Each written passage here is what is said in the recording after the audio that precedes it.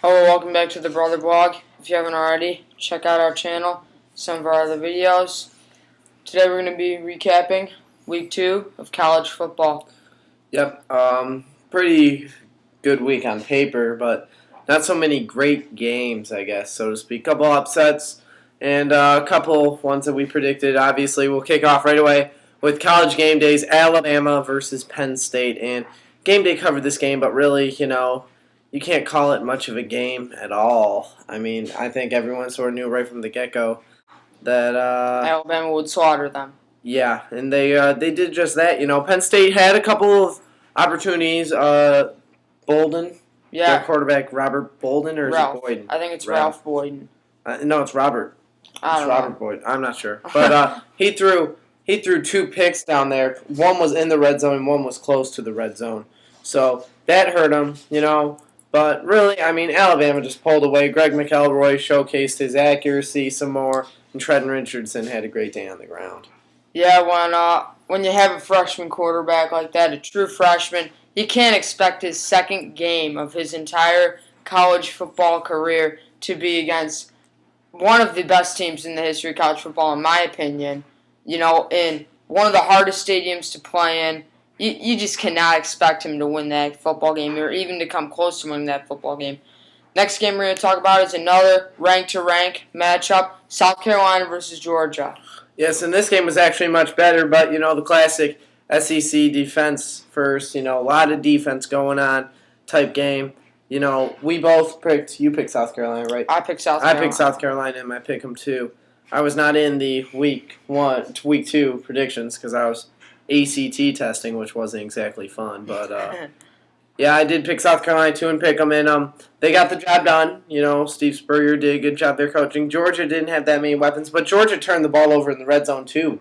There was that fumble, and that was really a game changer, which allowed South Carolina to kind of hold on to that game there at the end. So, next game is just, I think the game that shocked us all is the next game, or the game following this one. But the game to me that secondly shocked us all, I think, was Oklahoma-Florida State. Oh, that was my biggest shock. Oh, man. I mean, Christian Ponder, you have to start to look back now. His Heisman chances really take a hit. Yeah, I think it's done. To say the least. Yeah, he's really in trouble. Florida State, what? I picked them to win. I mean, that was just a shock to me. Oklahoma coming off barely beating Utah State. They come out and they just slaughter Florida State. That's making a statement. So maybe Oklahoma is a little bit better than we thought, Yeah, we watched the first half of the first quarter. It was 28-7. I mean, it was just a pounding. I mean, I turned it on. It's 14-7. I'm like, okay, this is a relatively close game. It's early. It's going to be fun to watch because it's high scoring. And then 2 minutes later, it's 28-7, and it just turned into a disaster very quick for Florida State fans. But for Oklahoma fans, it was a great day for them. Yeah, you have to start to see Landry Jones is improving. Yeah. What's his face? DeMarco Murray? No. Broyles. Broyles had another good day. DeMarco Murray, too. They're good players. But Oklahoma, watch out. Maybe they are a title contender. Yeah, I didn't think so, but all of a sudden they're starting to look good, and they play Nebraska, I think, eventually. Yeah, they will play Nebraska. They'll probably play them for Big 12 championship if they're not on the schedule. And it's an old rivalry, so they probably should play. It'll be a cool game. But after that, you look at Virginia Tech and James Madison. So for those of you who don't know, I assume everyone knows if you have anything to do with college football, but James Madison beat Virginia Tech in Virginia Tech's house, and it ended with James Madison having to punt the ball back and Virginia Tech roughing the punter. That was with 13 seconds left, though, so they went after the block, and that's just a painful way to lose on a penalty. So James Madison storms the field, celebrates. What are your thoughts? Oh, my gosh. That was just so brutal. I mean, not just to Virginia Tech fans, but to Boise fans as well, because their national title hopes, they beat Virginia Tech. Their hopes just expanded like crazy. That Virginia Tech loses to James Madison, and, I mean, their stock just plummeted with Virginia Tech's. But let's focus back on the Virginia Tech game. I think the game was lost definitely in Virginia Tech's red zone offense. Yep, absolutely. They turned the ball over with 5 minutes left on the fumble. They also failed to complete that 4th and 9, I believe. throws to the end zone, incompletion. Those hurt. That's painful, and you got to convert those kinds of plays. And James Madison scores the touchdown to take the lead there in the late fourth quarter.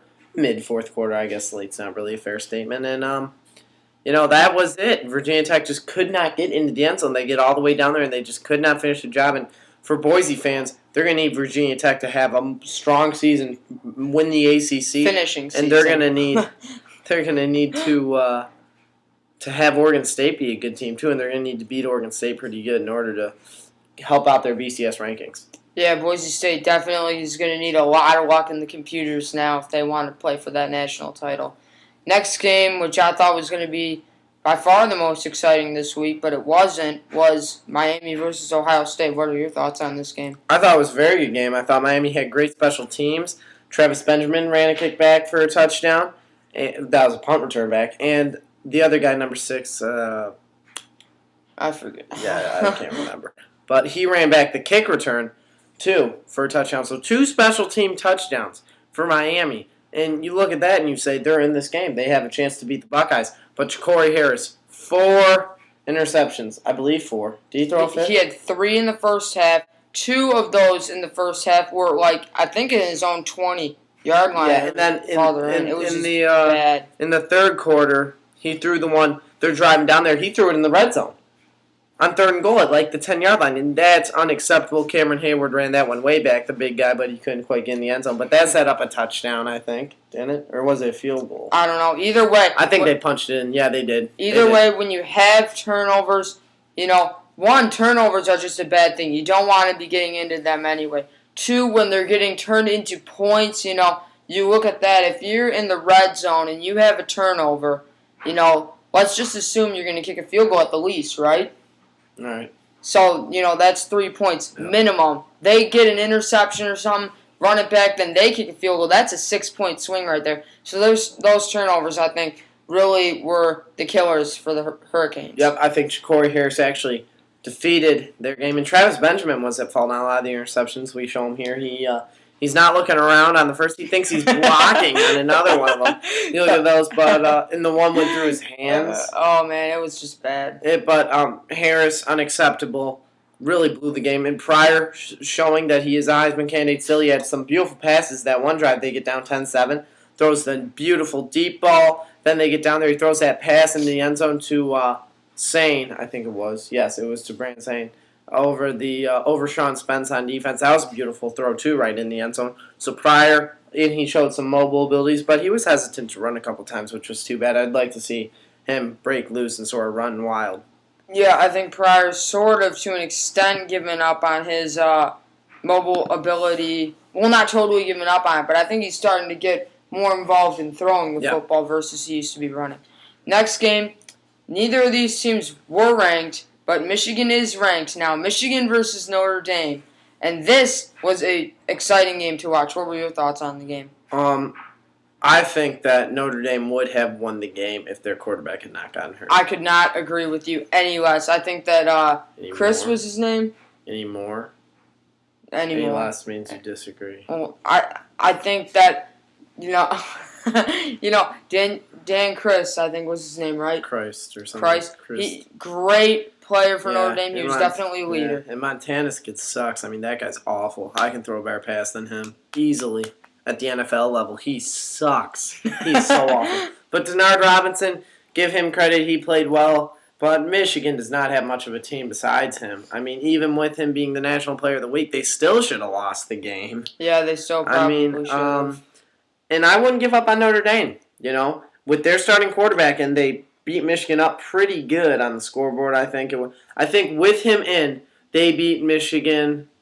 Let me add it up. I think they beat them 21-7 with him in. Right? Final score was 28-21. No, it wasn't. Final score was 28-24. Oh, 24. Yeah. They beat them 24-7 with him in then, I think. Because I don't think the backups contributed any points at all. Oh, no. They didn't for sure. It was with the starter, they beat Michigan 24-7. So watch out for Notre Dame still. They play Michigan State next week. That'll be a close game. And I think Notre Dame still has a shot to be a pretty... now they're more of an underdog team. I wouldn't give up on them. I think they still have a good team. Yeah, to your point, I think that those backups really killed them. I mean, I think that they were Michigan's MVP. Oh, absolutely. All the picks. It was unbelievable. And then the last team we'll talk about, last game, Oregon versus Tennessee. An overlooked game, but we just want to comment on about how good Oregon is. 13-3, Tennessee's up at half. I believe that they came back before halftime to make it 6 or 13-13, but no, it wasn't tied at half. Wasn't? Was up. I think so. I don't know. It was somewhere around there, but once the third quarter started, Oregon just totally shut them down. Went on to win like 48 8-13, I believe. Yeah, that's just manhandling. So you look at that, you have to start to like Oregon a little more. I would start to watch out for them. They're definitely in the national title picture now. Their new QB, Darren Thomas, is looking really good. And on a side note, my college pick'em went 8 for 10 picks right this week. I only missed 8 points because BYU lost to Air Force, which sucks. And Florida State, that was down there at 1 confidence, so that's not a big deal. But BYU, come on. And but Oregon, I would totally watch out for them. And LaMichael James had his debut against Tennessee, and he had some great runs. I mean, some really good runs showing that he's still – I mean, their player last week, that backup, had 5 touchdowns. Then this week, LaMichael James goes out and proves that he's still the starter. So Oregon just has a number of different weapons. Yeah, I think James was a 4th or 5th string last year at the beginning of the season. Yeah, he might have been. He was a freshman. And, so. yeah, injuries, Mistoli situations, get him up to that starting situation. All of a sudden, he's a great player. Yeah, LeGarrette Blount. It's just an arsenal of great players on that Oregon offense. Yep. So take a quick little peek at the new AP Top 25 poll. It has changed a little bit. We've got a few new dropouts. So let's come on over here to ESPN.com. So right off the bat, you've got Alabama, Ohio State, Boise State still sitting in the top 3 spots. TCU at 4 and Oregon at 5. So Oregon's sitting up there. Texas all the way down 6 and still has a first place vote, which is kind of interesting. Yeah, I don't understand how Texas could get a first place vote. I mean, who have they beaten? I don't like that either. Utah United. State. Yeah, at best. So 7. Oklahoma. Besides that, you see Oklahoma, jumping up to 7. Nebraska, Iowa sitting pretty normally. Florida, sort of just staying the same, I guess. Wisconsin hasn't moved. Arkansas moving up to 12. They weren't that high before. South Carolina jumping up to 13. Utah, LSU, Auburn, Miami dropping down. Yep. There's Miami. They've dropped down a little bit. USC is also getting a little bit less love since they've had 2 close games, that Virginia game, too. Yeah, the Virginia game. I mean, I didn't really think it'd be that close of a game, but it was. Then Stanford, who gave a good thumping to UCLA. 20 Michigan, beat Notre Dame. Team number 1. 21 West Virginia, barely escapes Marshall. 22 Penn State lost to Alabama. 23 Houston. Another new team. Yep. 24 Arizona and 25 Oregon State. And you get Virginia Tech, Georgia Tech, and Georgia dropping out, rightfully so. They should be out. And Georgia Tech losing that game to Kansas. We forgot to talk about that. That was a great game down to the wire, but Kansas held on to beat Georgia Tech. Josh Nesbitt just couldn't do enough. But our new teams, Arizona, Houston, Michigan. Michigan getting a pretty high jump there. And those are our teams out. Pittsburgh getting some votes. Fresno State. Where are my Spartans? Where are you? Where are you? There we go. James Madison's getting votes. James Madison's getting votes. Oh, no. Brutal. Oh, scrubs. All right. Well, that's about it for our top 25. Oh, my God. They're getting more than Virginia Tech. So that's it for our Week 2 recap. And stay tuned for our college pick'em. Top 25 predictions for next week. And we'll probably do a Heisman video every 2 weeks from now on just to look at the current Heisman video. So we'll probably have that up later this week. And that's about it, I think. Oh. Week 3 recap next week. So thanks for watching.